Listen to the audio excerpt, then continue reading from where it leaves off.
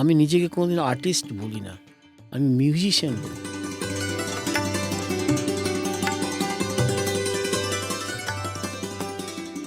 কারণ আর্টিস্ট হচ্ছে যে আর্টকে পয়দা করতে পারবে, কিন্তু কটা লোক সত্যিকার আর্টকে পয়দা করতে পারছে?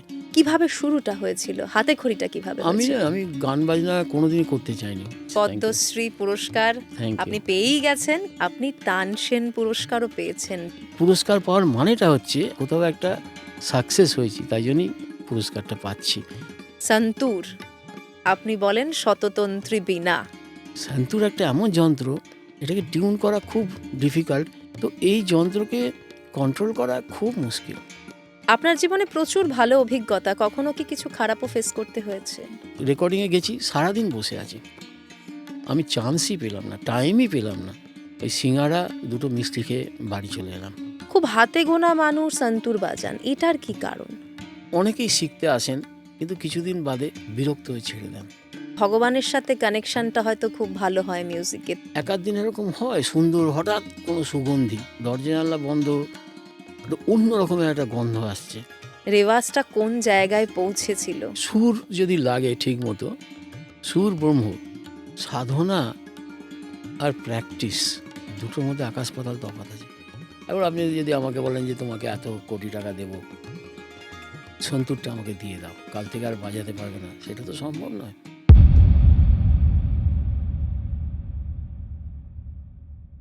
সঙ্গে সঙ্গীতায় আপনাদের সঙ্গে আমি সঙ্গীতা। আজকের এই পডকাস্টে আমাদের সঙ্গে রয়েছেন বিখ্যাত সন্তুর বাদক পণ্ডিত তরুণ ভট্টাচার্য। এবছরই তিনি পদ্মশ্রী সম্মানে সম্মানিত হয়েছেন। আমরা এই পডকাস্টে আলোচনা করেছি তার জীবন নিয়ে, সুরের জগতে তার অবদান নিয়ে, এছাড়া আরও অনেক বিষয়ে। শুনে দেখুন, দারুণ লাগবে।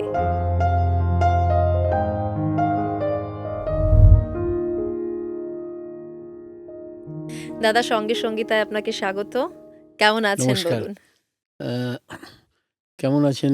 এটা একটা এমনই একটা কোয়েশ্চেন, সবাইকে দেখা হলেই প্রথমে জিজ্ঞাসা করে। আমার ব্যাপারটা একটু অন্যরকম, আমি প্রত্যেকটা মুহূর্ত খুব এনজয় করতে ভালোবাসি, তো ওই জন্য আমি সবসময় ভালো থাকি, যখন যেখানে তখন সেখানে। যখন হয়তো কোথাও খুব গরম হচ্ছে, কোনো জায়গায় এসি নেই, আমি ওইটাকে মানে কী বলেন, একটা variety is the spice of life, সেইটা আর কি, মানে গরমটাকে উপভোগ করি তখন। তো ঠান্ডা এলে ঠান্ডাটাকে উপভোগ করি। যদি আপনি জল দেন, আমি ওটাকে চা ভেবে খেতে পারি। কিন্তু তার মানে এটা একটা স্পেশাল গুণ আপনার। আপনার সাথে এটা কথা বলে আমি ফিল করতে পারছি যে আপনি প্রচন্ড পজিটিভ একজন মানুষ। এটা ঠিক কথা, এটা ঠিক কথা। মানে পুরো গ্লাসটা ফুল আছে, হাফ জল আছে, হাফ এয়ার আছে, বায়ু। একদম। দাদা, প্রথমেই আপনাকে congratulations. Thank you very much. Thank you. Padmashri পুরস্কার থ্যাংক ইউ। আপনি পেয়েই গেছেন, কিন্তু এবার হাতে পাবেন, হুম। তাই তো? এটা একটা বিশাল বড় প্রাপ্তি আমরা ভারতীয় হিসেবে আমাদের কাছে। আপনার অনুভূতিটা প্রথম যখন জানলেন যে পুরস্কারটা পেয়েছেন, তখন বাড়িতে সবার আগে কাকে বললেন? বাড়িতে কাকে বললাম? আমি বলছি, আমি না একটা এখানে খুব বড় কনফারেন্স হয়, উত্তরপাড়া সঙ্গীত চক্র ৩ দিনের, ওখানে ৩ ধাপ উঠে গেছি স্টেজে। ৩ ধাপ আমি উঠে গেছি স্টেজে। তখন আমার কানে পৃথ্বীরাজ এসে বলল যে এরকম ফোন এসেছিল দিল্লি থেকে, এই ব্যাপারটা বলল। আমি নেমে এলাম, সঙ্গে নেমে আসার পরেই আমাকে একজন ফোন করলেন, যার ফোনটা ছিল উনি আমাকে, ওনার সঙ্গে কথা বললাম। তারপরেই রাজ্যপাল, রেসপেক্টেড রাজ্যপাল অফিস থেকে ফোন এলো, বললেন যে রাজ্যপাল আপনার সঙ্গে কথা বলতে চাইছেন। উনি কথা বললেন, আগে সিভি রামনজি, উনি কথা বললেন। তখন আমি বাড়িতে ফোন করলাম, আমাদের বাড়িতে যিনি সবচেয়ে বয়োজ্যেষ্ঠ এখনও বেঁচে আছেন, আমার কাকিমা। তো কাকিমাকে ফোন করলাম তখন প্রথম। এই ৩টে ফোন করে কথা বলে আমি তারপর আবার স্টেজে উঠে গেলাম। মানে আপনার ভালো ভালো পুরস্কার পাওয়ার অভিজ্ঞতা আগে থেকেই আছে। আপনি তানসেন পুরস্কারও পেয়েছেন, যেটা সঙ্গীতের জগতে আমরা বলতে পারি আমাদের দেশে সর্বোচ্চ পুরস্কার। হুম। এই যে পুরস্কারগুলো একটা আলাদাই অনুভূতি দেয়, তাই না? এই যে এত প্রাপ্তি, তার মধ্যে এটা হয়তো একটা বিশাল বড় প্রাপ্তি। আমরা বাজাচ্ছি, আমরা জানি আমি নিজের জন্যে বাজাই, প্রত্যেক আর্টিস্টই তাই তাই বলে। নিজের জন্য আমি গান বাজনা করছি, ভগবানের উদ্দেশ্যে, নিজের জন্যে, আমার এটা পূজা। কিন্তু কোথাও তো গিয়ে আমাদের অডিয়েন্সের সামনে বসতে হচ্ছে। তো আমাদের যখন পুরস্কার পাওয়ার মানেটা হচ্ছে আমি যেটা অডিয়েন্সকে দিতে চাইছি সেটা অডিয়েন্স পর্যন্ত, তাদের মন পর্যন্ত পৌঁছতে পেরেছি, কোথাও একটা সাকসেস হয়েছি, তাই জন্যই পুরস্কারটা পাচ্ছি। অতএব এই যে আমি অডিয়েন্সের কাছে আমার জিনিসটা পৌঁছতে পেরেছি এবং এটা যে গ্রহণযোগ্য হয়েছে, এইটার জন্যে খুবই আমি আনন্দ পাই যখনই পুরস্কার পাই। এটা একটা শান্তি পাওয়া যে আমার কাজটাকে মানুষ কাজটা হচ্ছে, ভালোবাসছে। তাহলে কাজটা ভালোবাসছে। পুরস্কারের তো আছেই, পুরস্কারের জন্য নয়, পুরস্কারের টাকাটার জন্য নয়, মেন হচ্ছে আমি আমি যে কাজটা করছি সেটা হয়তো করতে পারছি। আপনি একটা সাধনার মধ্যে রয়েছেন। সন্তুর, আপনি বলেন শততন্ত্রী বীণা। এই সাধনাটা সম্বন্ধে একটু জানবো দাদা। দেখুন, এই যে সাবজেক্টটা, এইটা সাধনারই একটা subject. I am talking about Indian classical music. এইবারে এটা আমাদের রোজ সাধনা করতে হয়। এখন হয়তো যখন আমার ক্ষেত্রে শুধু নয়, সব আর্টিস্টের ক্ষেত্রে যখন এত ট্রাভেলিং আরম্ভ হয়ে যায়, তখন যে রেগুলার সাধনা সেটা হয়তো হয়ে ওঠে না।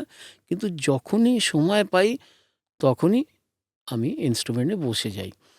তো আমরা যেটা করি, সকালে একটু সরগম রেয়াজ করে নিই। আর সাধনা, এই যে কথাটা, এটা আমি রাত্তিরে বসে কোনো একটা রাগ নিয়ে রাগ ধ্যান দিয়ে শুরু করি, আলাপ, জোর, ঝালা, এবং তারপরে ইনস্ট্রুমেন্টের উপর কী কী এক্সপেরিমেন্ট করতে পারি, এই সাধনাটাও কিন্তু করতে হবে।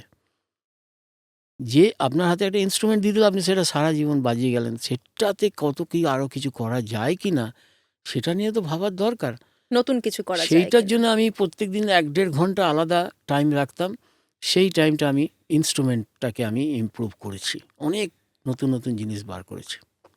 চেঞ্জ করে দিয়েছি ইনস্ট্রুমেন্টটাকে একদম। একটু বলুন আমাদের। এটা যেমন শততন্ত্রী বীণা এটার নাম, এবং সেই নামেই আমি একে ডাকতে ভালোবাসি। কেন? না, এটা আমাদের ভারতবর্ষের প্রাচীন নাম, এবং বেদ পুরাণেও এর পরিচয় পাওয়া যায়। এবং ওই সময়তে ছিল পিনাক বীণা, তন্তু বীণা, এসব ওই সময়কার বীণা ছিল এই ধরনের। তন্তু বীণা মানে তাঁত দিয়ে, তখন তার আবিষ্কার হয়নি, মানে মেটালের তার, তো তাঁতের বীণা, তাঁত দিয়ে বীণা হতো। তো আমি যেটা ওইটাকে আমি ফেরত আনতে চাইছি। ওই জন্য আমি মোটা স্ট্রিংস লাগিয়েছি, স্পেশাল স্ট্রিংস লাগিয়ে বীণার খরজের তার, যে সেতার স্বরের যে খরজ, আমার গুরুজি পণ্ডিত রবিশঙ্করজি, উনি আমাকে বলতেন যে এই যে খরচের যে আমরা বাজাচ্ছি, এটা তুই কি করে আনবি এখানে, এটাকে এখানে নিয়ে আয়, অক্টেভ লো অক্টেভ কর।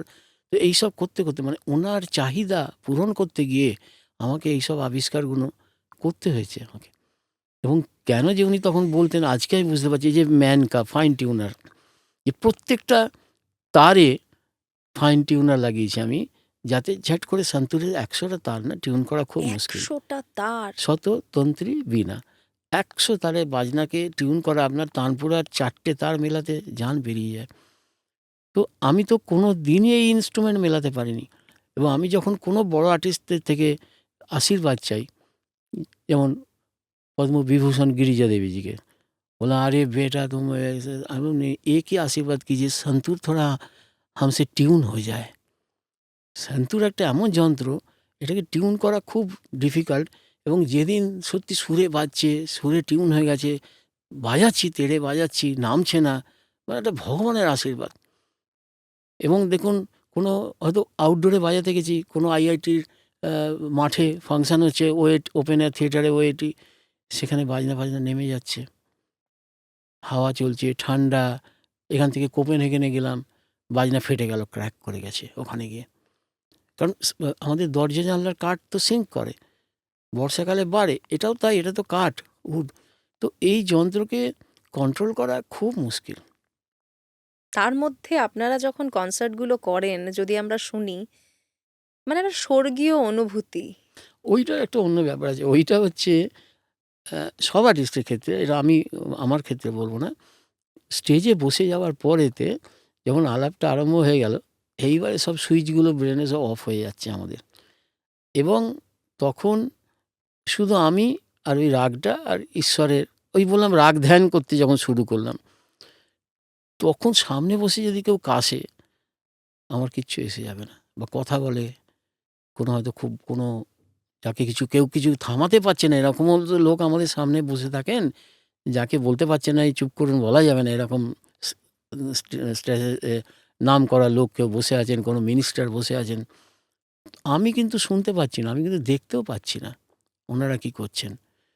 তারপরে যখন আলাপ জোর হয়ে যায়, যখন তবলা শুরু হয়, তখন আমি ধ্যান ভাঙাই, তখন আমি মানে বলতে পারেন মর্তে ফিরি, এবং ওর সঙ্গে নানান তখন আরম্ভ করি কথোপকথন, ইন্টারাকশান, মানে মিউজিক্যাল ইন্টারাকশান।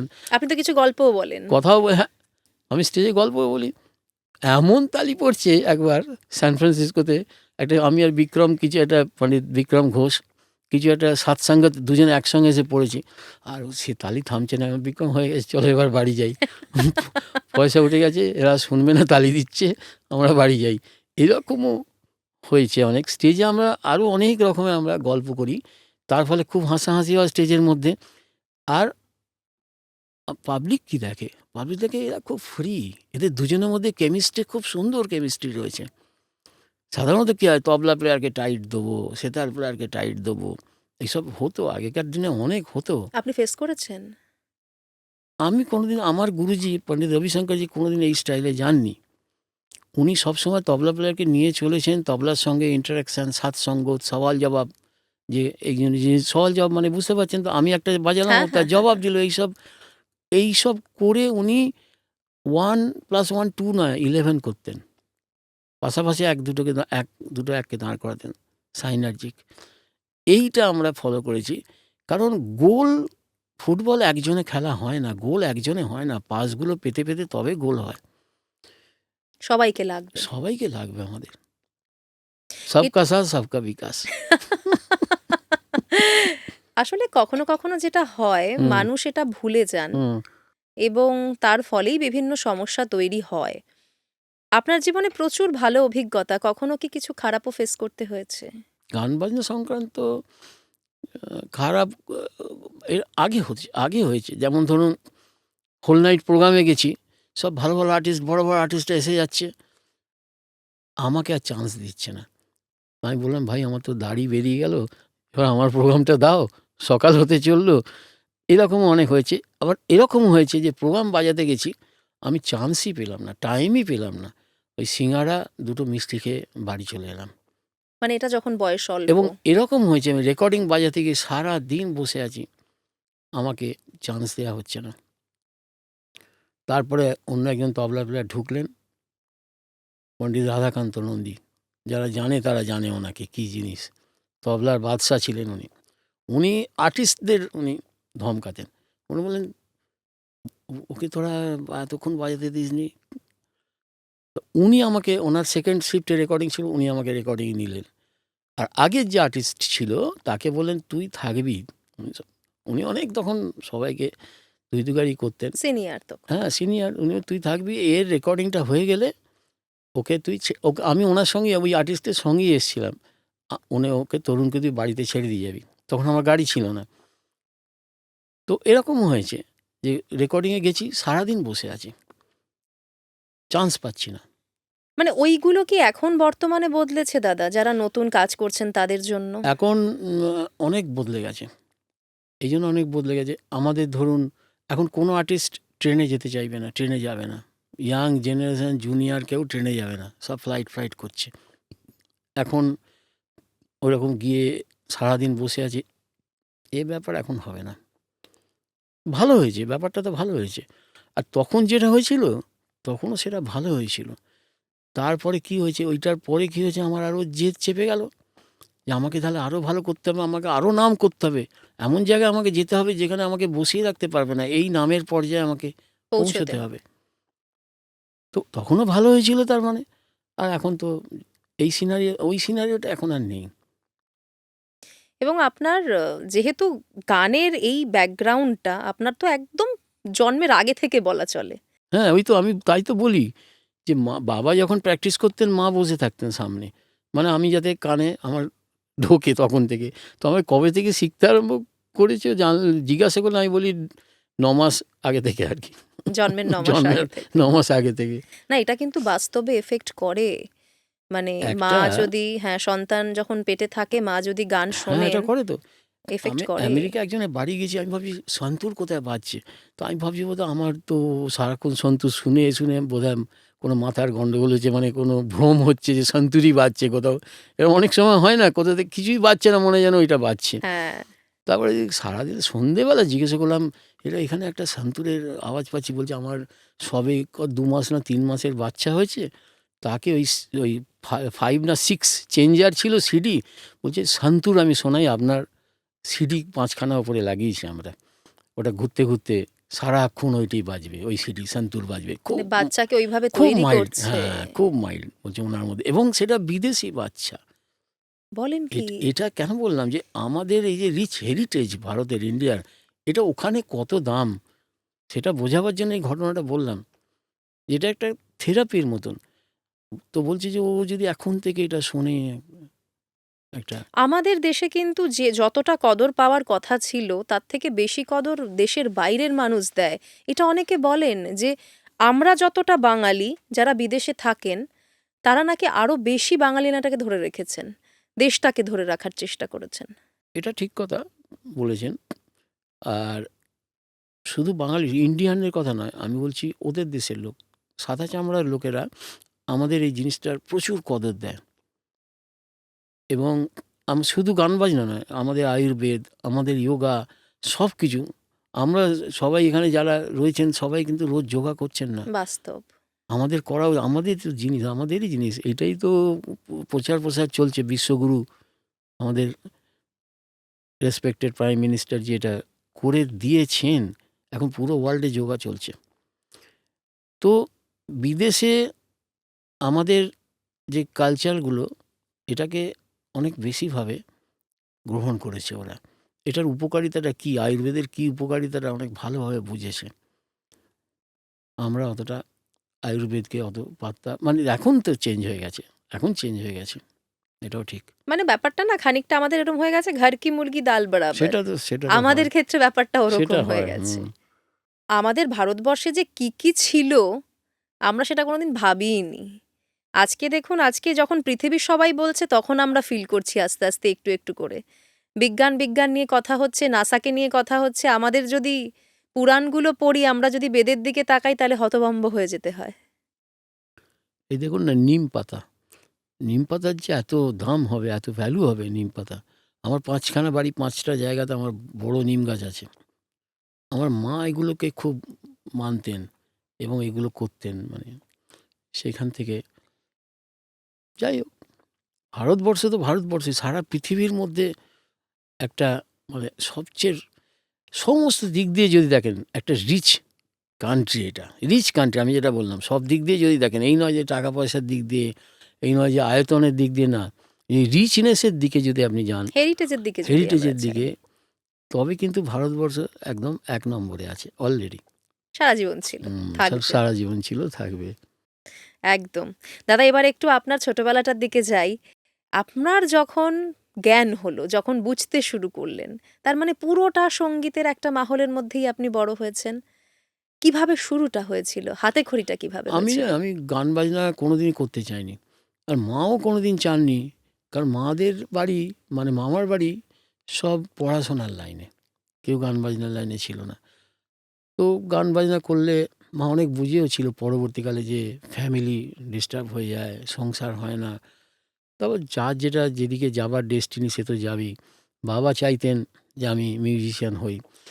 তো আমি ছোটোবেলায় শিখতে চাইনি। তো বাবা খুব চেষ্টা করে যাচ্ছেন। তখন আমাদের বাড়িতে স্কুল ছিল, আপনি বললেন। তো সব কিছু শেখানো হতো, মানে সেতার, সরোদ, তবলা। তো এই মর্মে, এই সূত্রে একটা গল্প ছোট্ট বলে নিই। একদম, একদম। পণ্ডিত রবিশঙ্কর যে আমার গুরুজি, একবার দেখা হলে জিজ্ঞেস করে, তোদের বাড়ি কী কী শেখানো হয় রে তোদের স্কুলে? আমি বললাম ছবি আঁকা, মডেলিং, মানে ক্লে মডেলিং। আবার কিছুদিন বাদে, 1 বছর 1.5 বছর বাদে, ওখানে তো তোদের স্কুল কেমন চলে? ভালো হয়। কী কী শেখানো হয় তোদের স্কুলে? আমি বললাম, থার্ড টাইমে আমি বললাম যে গুরুজি, জল নেই বলে সাঁতার ছাড়া সব শেখানো হয়। এবার উনি সবাইকে ডেকে ডেকে, "এই দেখো কী বলছে", ডেকে ডেকে বললেন। আর কোনোদিন উনি ভুলবেন না, আর কোনোদিন জিজ্ঞাসা করেননি তারপরে যে কী শেখানো হয় মাথায় থেকে গিয়েছিল মাথা থেকে। তারপর। তো আমি সব ইনস্ট্রুমেন্ট নিয়ে বা করতাম, কি শিখতে চাইতাম না। তারপর রাজগীরে একবার বেড়াতে গেলাম, তখন একটা ভিখারি রাস্তায় বসে চল চল মেরে সাথী না কি একটা গান, হিন্দি গান বাজাচ্ছে, তো ওই সময় পপুলার গান, ওই জাপানি স্টাইসোকোটো ব্যাঞ্জো বলতাম, যা ওই টাইপ রাইটারের মতো ছিল, চিং চিং, যে এখনও ঠাকুর যাওয়ার ব্যঞ্জন সময়, নামটা আমি শুনেছি। এখন ঠাকুর যাওয়ার সময় বাজায়, ওটা রিক্সায় চেপে নিয়ে যায়, এখন লরিতে বসে রিক্সা চেপে বাজাতে বাজাতে যায়। আমি বললাম ওইটা শিখবো আমি। তখন বাবা বললো এইটা শিখবি, বাজনা কোথায় পাওয়া যায় তাই জানি না। তা বাবা লালবাজারে ঘুরে ঘুরে ঘুরে ঘুরে ওইটাই জোগাড় করলেন, জাপানি স্টাইসোকোটো। মানে আপনার বাবা চাইছিলেন ছেলে কিছু অন্তত একটা কিছু তো বাদ্যযন্ত্র করুক। শিখুক। এবং ওইটা কিছুদিন হিন্দি গান টান তুললাম, নিজে নিজে বাজালাম। তারপরে দুলাল, পণ্ডিত দুলাল রয় আমার প্রথম গুরুজি, উনি বাবার বন্ধু ছিলেন, উনি বাড়িতে প্র্যাকটিস করতে আসতেন। তো কাঠি দিয়ে বাজছে, হয় না ছোট ছেলে বাচ্চা ছেলে, তখন আমি দেখি আমি বাজাবো আমি বাজাবো। ওই দেখুন সন্তুরের সাউন্ডটা তো খুব সুন্দর, মন ঠান্ডা করে মন দেয়। ঠান্ডা করে দেয়, শ্রুতি মধুর। যে কোনো সাধারণ লোকের এর সাউন্ডটা ভালো লাগবে। মানে যদি ধাপধাপ করে তবলা পেটায় রাত্রিবেলা 2টোর সময়, তখন বলবেন এই বন্ধ কর, আমার ঘুম আসছে না। একদম। আর যে শান্তুর আমার পাশের বাড়িতে বলতো, কালকে কি তোমার শরীর খারাপ ছিল, কালকে তুমি রেয়াজ করনি? আমি তো ভোর 4টে পর্যন্ত রেয়াজ করতাম। তার মানে ওনাদের না শুনে শুনে অভ্যেস হয়ে অভ্যেস গেছিল। হয়ে গেছে। এইসব অনেক ঘটনা এগুলো। এবং আমি সকলকে বলবো এই পডকাস্টের আপনাদের চ্যানেলের মাধ্যমে, মানে সঙ্গে সঙ্গীতার মাধ্যমে একটা কথা বলবো, যে রাতে রেয়াজটা করা উচিত। রাতে রেয়াজ করলে যে ক্রিয়েটিভ ব্যাপারটা রাতেই আসে। তখন চুপচাপ রাতে একটা ধূপ জেলে, আগরবাতি জেলে, ঘর ফর বন্ধ করে, আপনার আলো কম করে, রাগ ধ্যান দিয়ে রেয়াজটা শুরু করা উচিত। রাতের রেয়াজটা রাগ ধ্যান করা উচিত। রাগটাকে কিরম দেখতে, সেইটা দেখতে পাওয়ার চেষ্টা করা উচিত। দেখা যায়। হ্যাঁ, কখনো কখনো সব দিন হয় না, কিন্তু আমি তো আপনার সঙ্গে এখন অফ দ্য মাইক্রোফোনে যে কথা বলছিলাম, তখন অফ দ্য ক্যামেরায়, তখন আপনাকে বললাম যে কয়েকটা ঘটনার কথা, যে এক আধ দিন এরকম হয় সুন্দর, হঠাৎ কোনো সুগন্ধি, দরজা জানলা বন্ধ, একটা অন্য রকমের একটা গন্ধ আসছে, বা কখনো কখনো ভয়, মানে গুজবাম্প হয়ে গেছে, কোনো ভয় লাগছে, যে এরম কেন হচ্ছে, এরম কেন হচ্ছে, কোনো আবহাওয়া, কোনো হঠাৎ ঠান্ডা, এরকম কিন্তু হয়েছে। এবং এটা আমাদের বাড়িতে রেয়াজ করার সময় হয়।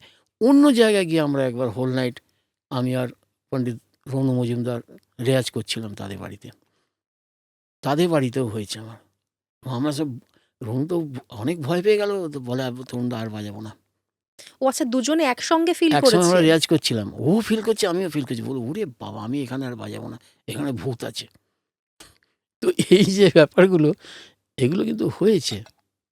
আমরা ভাবি যে শুধুমাত্র ভগবানের সাথে কানেকশনটা হয়তো খুব ভালো হয় মিউজিকে। তার মানে আপনার কথা শুনে মনে হচ্ছে ভূতের সাথেও কানেকশন হয়ে যেতে পারে।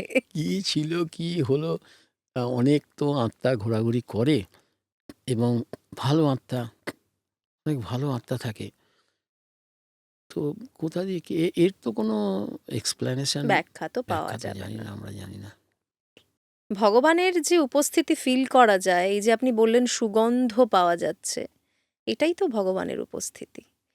তার মানে সেই দিন আপনার রেওয়াজটা কোন জায়গায় পৌঁছেছিল। সুর যদি লাগে ঠিক মতো, সুর ব্রহ্ম, সুর যদি লাগে হয়তো তখন এইটা হয়। এটা দেখুন, এটা সাধনা আর প্র্যাকটিস, দুটোর মধ্যে আকাশ পাতাল তফাৎ আছে। যেমন আমি নিজেকে কোনোদিন আর্টিস্ট বলি না, আমি মিউজিশিয়ান বলি। এখন তো এয়ারপোর্টে ফর্ম ফিল আপ উঠে গেছে, যেসব জায়গায় ল্যান্ডিং কার্ড ভরতে হতো, সেখানে প্রফেশন, যেখানে অকুপেশন, সেখানে আমি মিউজিশিয়ান লিখতাম। কারণ আর্টিস্ট হচ্ছে যে আর্টকে পয়দা করতে পারবে, সে হচ্ছে আর্টিস্ট। আর মিউজিশিয়ান যে কেউ হতে পারে, যে মিউজিক করছে সারেগামাপা সবাই সবাই মিউজিশিয়ান। কিন্তু কটা লোক সত্যিকার আর্টকে পয়দা করতে পারছে?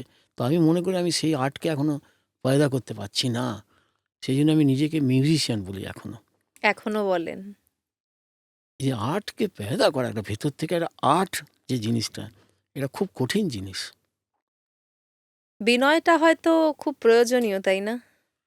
এটা বিনয় কিনা আমি জানি না, তবে আমার বাবা খুব বিনয়ী ছিলেন। বাবা কারোরকে পায়ে হাত দিতে দিতেন না। আর গুরুজি আমাকে একটাই কথা বলতেন, অনেকবার বলেছেন, এটা পণ্ডিত শিবকুমার শর্মাও বলেছেন, যে ওপর দিকে উঠতে গেলে, পাহাড়ে উঠতে গেলে তোমাকে ঝুঁকতেই হবে। তো যখন যতটুকু এসেছি, যখন এতটাই যখন যতটুকু উঠেছি, পৌঁছেছি, এসেছি, এটাই যদি আমার মাথাটা সিধে দিকে থাকতো, তাহলে হয়তো এতটাও আসা যেত না। মাথার দিকে নিচু হই তবেই তো পাহাড়ে ওঠা যায়। বাস্তব। এটা এটা কিন্তু অনেক বড় কথা। মানে আপনার গুরুজি যারা যারা ছিলেন তারা আপনাকে বুঝিয়ে গেছেন, সিনিয়ররা। হ্যাঁ, না আমার গুরুজি পণ্ডিত রবিশঙ্করজি ছিলেন। কিন্তু পণ্ডিত শিবকুমার শর্মাজি উনি তো আমার চেয়ে অনেক বড়। উনি তো গুরুস্থানীয়ই ব্যক্তি। কিন্তু এক্ষেত্রে একটা কথা আপনাকে আমি বলি যে আমি ওনার বাজনা খুব শুনতাম। লোকেরা কেন বাজনা শোনে, বড় বড় লোকে, যে আমাকে ওর মতো হতে হবে, কি বাজাচ্ছে দেখি ওইটা আমি বাজাতে পারবো না, এইটা আমি কোনোদিন করিনি। আমি ওনার বাজনা শুনতাম। আমি কি কি বাজাবো না সেটা মুখস্থ করবার জন্যে আমার সবসময় প্রথম থেকে ছিল আমাকে হাটকে কিছু, আমাকে নতুন কিছু করতে হবে। ওই জন্য আমার বসা, আমার কাঠি ধরা, আমার ইনস্ট্রুমেন্টের সাইজ, ইনস্ট্রুমেন্টের স্ট্রিং অ্যারেঞ্জমেন্ট, ইনস্ট্রুমেন্টের স্ট্রিংসের গেজ, কোনোটাই কারোর সঙ্গে মেলে না। মানে আমি ইউনিক কিছু। একদম তাই। আমাকে শুনতাম আমি ওই একটাই কারণে, সব সব অনেক সেন্তুর প্লেয়ারের শুনতাম আমি, কিন্তু ওই একটাই কারণে শুনতাম যে আমি কি কি করব না। কারণ আমি জানতাম যে কারোর থেকে কিছু যদি কেউ কপি করে, অরিজিনাল পেপার যতদিন থাকবে ফটোকপি কেউ নেবে না সেখানে, বাস্তব। ফটোকপিটা কেউ তুলবে না, অরিজিনালটাই তুলবে। তো আমাকে নতুন কিছু করতে হবে। এবং আমার যতগুলো ছাত্র সব আলাদা আলাদা বাজায়, এ গ্রেড, সব রেডিওর এ গ্রেড হয়ে গেছে, 7-8টা ছাত্র আমার এ গ্রেড আছে, কিন্তু কারোর সঙ্গে কারোর বাজনা মিলবে না। তো তাদেরকে আমি প্রত্যেক দিন একটাই কথা বলেছি, আমাকেও কপি করবি না। বাবা মার মুখের ছাপ ছেলের মুখে থাকবে, কিন্তু ছেলেকে কি করতে হবে, টিচার, স্কুলের টিচার, কোনো পাড়ায় কোনো ভালো লোক, কারো অন্য কোনো বড় লোক, সবাই আমি সবসময় একটাই কথা বলি প্রত্যেককে, যে সব বাগানে মানে ঘরানা, ঘরানা তো আপনি জানেন কি? অবশ্যই। আমি বলি যে সব সব ঘরানা ভালো জিনিস আছে, কিছু না কিছু আছেই, তবেই তো সেই ঘরানা এত নাম হয়েছে। তো সব বাগানের ভালো ফুলগুলো নিয়ে তুই নিজের একটা বুকে বানা, নিজের কিছু ঝাউপাতা টাউপাতা লাগিয়ে নিজে একটা বুকে বানা, সেইটা তোর অডিয়েন্সকে তুই প্রেজেন্ট কর। হ্যাঁ, অরিজিনালিটি সবসময় মানুষের হুম। প্রশংসা পায়। হ্যাঁ, এবার এই প্রশংসা, এই অরিজিনালিটির প্রশংসা কুড়োতে গিয়ে অনেক সমালোচনাও শুনতে হয়েছে। তাই? হ্যাঁ, এই বাজনায় মিড় কেন? এটা বলেছেন। এটা একটু বলুন। যা, এটা তো বেশি খুলে বলা যাবে না। কারণ আগেকার আর্টিস্ট যারা ছিলেন তারা বলছেন এটা মিড় কেন? তাহলে তুমি সেতার স্বরও শিখলে না কেন? ব্যাপারটা বুঝছেন? এটা তো মিড়ের যন্ত্র নয়। কিন্তু আমার কথা হচ্ছে, যেটা যে জিনিস নয় সেটা করে দেখানোটাই তো আমার কাজ। সেটাই তো আমার প্রচেষ্টা হওয়া উচিত। সেজন্য আমি কি করি, এইসব কথাগুলো আমি শুনি, সেই সময় শুনি অনেক ভালোভাবে। অনেকে বলে এক কান দিয়ে শুনে, এক কান দিয়ে না, এক কান দিয়ে শুনে ভেতরে একবার আনতে হবে কিছুক্ষণের জন্যে। তারপরে অন্য কান দিয়ে বার করো স্ট্রেন করে। তবে তুমি উন্নতি করতে পারবে। আর এই এক কান দিয়ে শুনে এক কান দিয়ে বার করে দিয়ে নিজেকে বিরাট মনে করছো, না তা নয়। কিছু তো থাকতেও পারে তার মধ্যে। আমি আমার ছাত্রদের বাজনাও শুনি, ছাত্রদের থেকেও শিখেছি। একটা হঠাৎ আমি অন্য কিছু কাজ করছি, ও রেয়াজ করছে আমাদের বাড়িতে, আমি তো গুরু শিষ্য পরম্পরায় শেখাই। আমি যেভাবে শিখেছি, আমি পণ্ডিত রবিশঙ্করজির বাড়িতে ছিলাম, 95 লোধি রোডে ছিলাম, ওদিকে বেনারসি হেমাঙ্গানায় ছিলাম। ওনার সঙ্গে সঙ্গে ঘুরতাম, স্যান ডিয়েগো, রাশিয়াতে 1.5 মাস, যে আমেরিকা, যেখানে যেখানে উনি যেতেন ঘুরতাম খুব। আপনি আজও এইভাবে শেখান? আমি আমি আমার সঙ্গে, ধরো কোনো একটা ছেলেকে ধরলাম, সে 5 দিন আমার কাছে রইল, তাহলে সে আমার কীভাবে আমি অর্গানাইজারদের সঙ্গে কথা বলছি, কীভাবে বড়দের সঙ্গে কথা বলছি, আর ওঠা বসা, জামা কাপড় কীরমভাবে সব কিছুই সে তাহলে শিখতে পারবে। তো সে যখন রেয়াজ করছে, আমার একটা ছাত্র একদিনকে আমি বললাম, চিরো এটা ভাজাতো, আরেকবার ভাজাতো, কী ভাজালি দেখি। ফট করে চলে এলাম। তো একটা জিনিস ওর থেকে আমি নিলাম। তো প্রত্যেকটা লোকের থেকে কিছু না কিছু নেওয়ার আছে। না, মনটা অতটাই ওপেন রাখতে হবে না তার সেটা তো জন্য। ঠিক। সেটা আমার গুরুজি ছিল পণ্ডিত রবিশঙ্করজি থেকে, এই গুণটা আমি পেয়েছি যে সব কিছু আমি শুনি। প্রত্যেকের বাজনা মানে কি শুধু শান্তর নয়, সব। আজকে সকালেও তারিখার তবলা শুনে এলাম। ইউটিউবে খুললাম, তারিখা শুনি, পেলাম। আরও 4-5টা ঘোড়া ঘাটলাম, ঘেরে শুনলাম। আমি তবলা বাজাই না, কিন্তু তারিখার তবলা শুনছি, ওস্তাদ তারিখা। তো এই যে ব্যাপারটা, আমি আমি বিভিন্ন ইনস্ট্রুমেন্ট, বিভিন্ন গান, ইংরেজি গান, হিন্দি গান এবং ভোজপুরি যা কিছু সব শুনি। কিচ্ছু বাদ দেন না। ভোজপুরি কী বলছেন, ভোজপুরি রিদিম ফিদিম যা থাকে, ঢোলকি ফোলকি। আমি তো বহু বছর ফিল্ম ইন্ডাস্ট্রিতে বাজিয়েছি, কাজ করেছি। যত পুরনো বাংলা ছবি সব আমার দেখবেন হ্যাঁ, বাজানো। আর অনেক গানে যমুনা কি বলতে পারে, শিবপাদির প্রত্যেক লাইনে লাইনে সন্তুর শুনবেন। তখন তো ছেড়ে দেওয়া হতো আমাদের, যে ফ্রিডম বাজাও ছিল। বাজাও, ফিলার বাজাও, মিউজিক বাজাও। মানে এখন তো বেশিরভাগটাই সব লিখিয়ে করে যাচ্ছে। আগে কীরকম হতো জানেন মিউজিক? আগে আমরা সিনেমা দেখতাম বসে বসে, একটা ক্রস আসতো, 1 ব্যাকগ্রাউন্ড মিউজিক হচ্ছে, 1 2 এবার আরম্ভ হতো মিউজিকটা। ছবির উপরে ক্রস দিয়ে এই করতে করতে সারাদিন টেকনিশিয়ান স্টুডিওতে, ইন্ডিয়া ল্যাবে 2 দিন 3 দিন দেখতে দেখতে পুরো সিনেমাটা, গল্পটা বুঝে গেলাম, সিনেমাটা জেনে গেলাম। এরকম হতো আগে। তো আমরা আগে আমাদের ক্রিয়েশনটা নেবার জন্য, আর্টিস্টের ক্রিয়েশনটা, আপনি যদি মিউজিকটা লিখে দেন তাহলে আপনার ক্রিয়েশনটা আমরা বাজাচ্ছি, হ্যাঁ, আপনার ক্রিয়েশনটাই ওর মধ্যে খালি পড়ছে, অন্য মশালা পড়ছে না। এবার আপনি যদি 4টে ভালো আর্টিস্ট নেন, তাদেরকে ছেড়ে দেন, তাহলে তাদের মশালাটাও এখানে এই মিউজিক ডিরেকশনের মধ্যে, মিউজিকের মধ্যে অ্যাড হচ্ছে। তো আগেকার দিনে ওটা আমাদের উপর ছেড়ে দিত, আমরা তার মানে ওই বাজান। কোয়ালিটি জিনিস তৈরি হতো আগে। এটা তো বাস্তব। আমরা তো আজও বসে বলি না যে পুরোনো দিনের ওই গান ছবি ভোলা থেকে যায় না। ব্যাকগ্রাউন্ড বাজানো, হ্যাঁ, আমরা ছবি থেকে ব্যাকগ্রাউন্ড বাজাতাম। এখন স্কোর লিখে আনি যে এই নোটগুলো তুমি বাজাবে এত সেকেন্ডের মধ্যে, এরপরে আপনি অনেক কিছু দেখেছেন জীবনে, মানে অনেক ট্রানজিশন আমি দেখেছেন। তো বললাম, আমি ওই ক্যাসেটের নয়, এলপির যুগে আমার প্রথম লং প্লে বেরোয়, ওয়েভস অফ মেলোডি, ওস্তাদ সাবির খাঁর সঙ্গে, তখনকার লোক। তারপর আরও 2-3টে বেরিয়েছিল এলপি, কিন্তু এলপি, তারপরে দেখলাম ক্যাসেট, তারপরে দেখলাম সিডি, তারপরে আবার মধ্যেখানে কিছুদিনের জন্য মিনি ডিস্ক বেরিয়েছিল, এমডি। তারপরে তো সেটা বেশি দিন চলেনি। না, সেটা বেশি দিন চলেনি। তারপরে তো এইসব চলে এলো এখন। তারপর তো ডিজিটাল যুগ চলে এলো। হ্যাঁ, ডিজিটাল যুগ চলে এলো। এই যুগের খুবই একটা প্লাস পয়েন্ট আছে। হুম, এবং যদি আপনি এটাকে ব্যবহার করতে পারেন, আমি প্রত্যেককে তাই বলি, আমি প্রত্যেক স্টুডেন্টদের তাই বলি যে এটাকে ব্যবহার করতে শেখ। এই যে মুঠোর মধ্যে আমরা পুরো ওয়ার্ল্ডের মিউজিকটাকে শুনতে পাচ্ছি, এটা তো কোনোদিন ছিল না আগে। কত কষ্ট করে আমাদের ক্যাসেট দোকানে গিয়ে গিয়ে খুঁজে খুঁজে শুনে শুনে বড় আর্টিস্টদের বার করতে, অমুক রাগটা অমুকের শুনবো কেমন হয়, সেই করতে গিয়ে আমাকে দোকানে গিয়ে খুঁজতে হতো। আজকে ধরুন অনেকের সঙ্গে অনেকের মিউজিক মিলে যায়, যেটা আপনি বলছিলেন যে অরিজিনালিটি সেটা নষ্ট হয়ে যাচ্ছে অনেকের ক্ষেত্রে। এটা দেখুন, একটা যে কোনো জিনিস বেশি শুনলে প্রভাবিত হবেন আপনি। কারুর হয়তো কোনো গান, কোথাও কোনো নাম করছি না এখন, কারুর হয়তো কোনো গান খুব ভালো লাগছে, তাদের দেশের গান, মিডল ইস্টের গান খুব ভালো লাগছে। এটা তো আমাদের এখানে সেটা আমরা অনেকবার প্রায়ই শুনে শুনে দেখি। শুনে শুনে শুনে শুনে সে যখন সুর করতে বসছে, তখন অজান্তে কিন্তু এটা এসে যাচ্ছে। এটা হয়, কপি করবো বলে কপি হয়তো করছে না। না, অনেকগুলো তো মানে অনেকবার হ্যাঁ, এমন সেটাও হয়েছে আছে, যে সেটাও আছে, একেবারে মিলে মিলে গেছে, গেছে। মিলে গেছে। আপনিও জানেন সেগুলো। এবং খারাপ লাগে কোথায়, হয়তো প্রথম দিকে মানুষ সেগুলো প্রচণ্ড ভালোবেসেছে। হুম, তারপর এই সোশ্যাল মিডিয়ার যুগেই হঠাৎ করে মানুষ অন্য জায়গাটা শুনতে পেল। তখন সবাই চমকে যাচ্ছে, এ কি, এটা তো এটাই। আমাদের ভীষণ পছন্দ ছিল, আজকে দেখছি এটা আরো অনেক আগে থেকে অন্য দেশে রয়েছে। এটা খারাপ লাগার জায়গা। এটা এখন আজকাল তো পুরোটাই হাতের মুঠোয়, যে কোনো সময় যে কোনো জিনিস শোনা যায়। ভালো মন্দ খারাপ সবকিছু মিলিয়ে। দাদা, যেহেতু আপনি আপনার গুরুজির কথা বলছিলেন, আপনার গুরুজির সঙ্গে আপনি থেকেছেন গুরু শিষ্য পরম্পরায়। এই গুরু শিষ্য পরম্পরায় যখন এলেন প্রথম দিনটা, সেই দিনটা থেকে আমি একটু শুনতে চাইবো।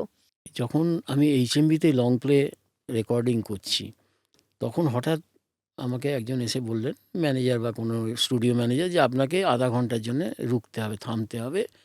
কেননা পণ্ডিত রবিশঙ্করজি আসছেন এশিয়াডের একটা এডিটিং করতে, 1982। উনি তো এশিয়াডে মিউজিক করেছিলেন। তো আমি বললাম, এর চেয়ে তো ভালো ব্যাপার কী হবে, ওনাকে সামনে থেকে দেখতে পাবো। দূর থেকে দেখেছি, চটি হারিয়ে গেছে দেখতে গিয়ে, চটি খুলে এত ভিড়, এত জাম, তখন তো মারামারি হতো। এই ক্লাসিক্যাল আর্টিস্টদের যেরকম মব এরকম হয়, জুতো ফুতো এলো এধার ওধার হয়ে গিয়ে ঠেলাঠেলি অটোগ্রাফের জন্য। পরবর্তীকালে তো এইগুলোর সময় মনের সঙ্গে ছিলাম, থাকতাম। আমি থাকতাম, আমি দক্ষিণেশ্বরে প্রোগ্রাম করে অ্যাম্বাসেডার গাড়িতে ফিরছি, গাড়ি রাস্তায় যেতে দিচ্ছে না, 4টে জানলায় অজস্র হাত ঢুকে গেছে খাতা নিয়ে। গুরুজি বলে, তুই সই কর, তুইও সই কর। আমি রবিশঙ্কর বলে লিখে দিয়ে দিচ্ছি। সই মার দে। উনিও করছেন, গাড়ি আস্তে আস্তে করছেন, সই কর। খুব মজা হতো। দিল্লিতে যখন উনি আমার সামনে এসে পড়েছেন, আমি তো একদম হকচকিয়ে গেছি। পায়ে মাথা দিয়ে প্রণাম করে উঠেই আমি বলছি, আপ কব আয়ে, আপ ক্যাসে হ্যাঁ, কব আয়ে। 2টো লাইন বলেছি। উনি বললেন, দাঁড়াও দাঁড়াও দাঁড়াও, তুমি বাঙালি, আমি বাঙালি, তুমি বললো তুমি ভট্টাচার্য নাকি, তা আমার সঙ্গে হিন্দিতে কথা বলছে কেন? এইটা হচ্ছে ওনার সঙ্গে আমার প্রথম ইন্টারাকশান। তারপরে উনি বললেন, হ্যাঁ বাহ, তো তুমি এখানে শুনলাম, তো তুমি কী চাও? আমি বললাম, আপনি আমাকে একটু আশীর্বাদ করুন ভালো করে। তো উনি আমার মাথায় হাত দিয়ে পেছন পর্যন্ত পিঠ দিয়ে হাত দিয়ে হাতটা নামিয়ে দিলেন। সেই যে অনুভূতিটা, সেটা আজও আমি ভুলতে পারিনি। ভোলা এটা যায়? এরকম মানে বলবার জন্য বলছি না, এটা সত্যি কথা বলছি আমি। এবং গায়ে সেদিনকে কাঁটা দিয়ে উঠেছিল। এবং উনি যে কী জিনিস সেদিনকে আমি বুঝে গেছি যে এ কোনো দেবতাই হবে। মাথায় হাত বুলিয়ে উনি পিঠের দিক দিয়ে হাতটা নামিয়ে দিলেন। তারপরে আমি বললাম, আমি ফট করে বলে দিয়েছি, আমি আপনাকে যে শিখবো। মানে এমনই তখন মানে এত হয়ে গেছি আমি, যে আবার কবে পাবো এনাকে, এই সুযোগ পাওয়া যাবে এখনই বলে নাকি? দিই। একদম বলে দিয়েছি। সবাই একটু হকচকে, তুমি প্রথম দেখাতেই বলছি আমি শিখবো। আমি বললাম, আমি আপনার কাছে শিখবো। তো বলে, তুমি তো এখানে রেকর্ডিং বাজাচ্ছ, তোমার তো রেকর্ড বেরোচ্ছে, তো তুমি তো তার মানে ভালোই বাজাও, তা তুমি আমার কাছে এখন কেন শিখতে আসবে? ওই ঠাপ্পার জন্যে? ঠাপ্পা মানে যেরকম পোস্ট অফিসে স্ট্যাম্প না দিলে চিঠি যায় না, সেরকম? কি বলছেন বুঝতে পেরেছেন?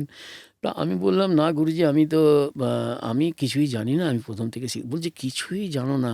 তাহলে তো তুমি রেকর্ডিং বাজাচ্ছ, তুমি মানুষকে ভড়কাচ্ছ। মানে আমি যে কোন দিকে যাব তখন আমি বুঝতে পারছি না। আমি বললাম, না, আমি আপনার কাছে শিখবো।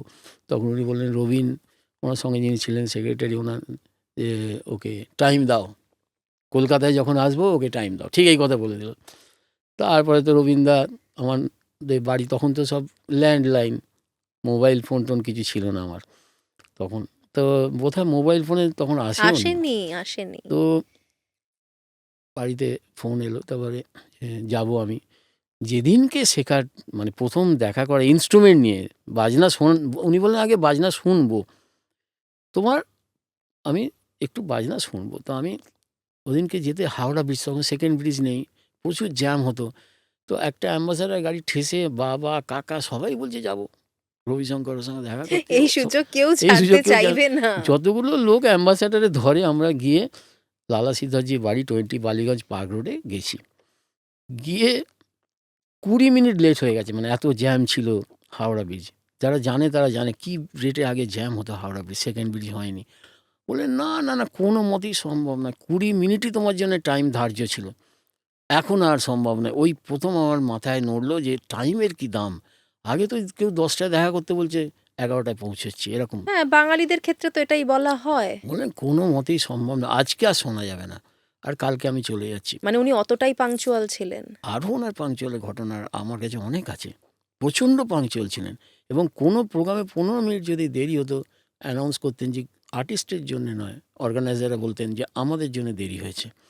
তারপর আমি ওখানে, বাবা অনেক রিকোয়েস্ট করলো যে, তারপরে উনি বললেন, ঠিক আছে খোলো, 5-7 মিনিট বাজাও শুনি। তো বাজনা বাজাতে প্রায় আধ ঘন্টা হয়ে গেল। তারপর ওখানে একজন তবলা প্লেয়ার ছিলেন, বললেন, তবলা খোলো। তারপর তবলা করলেন।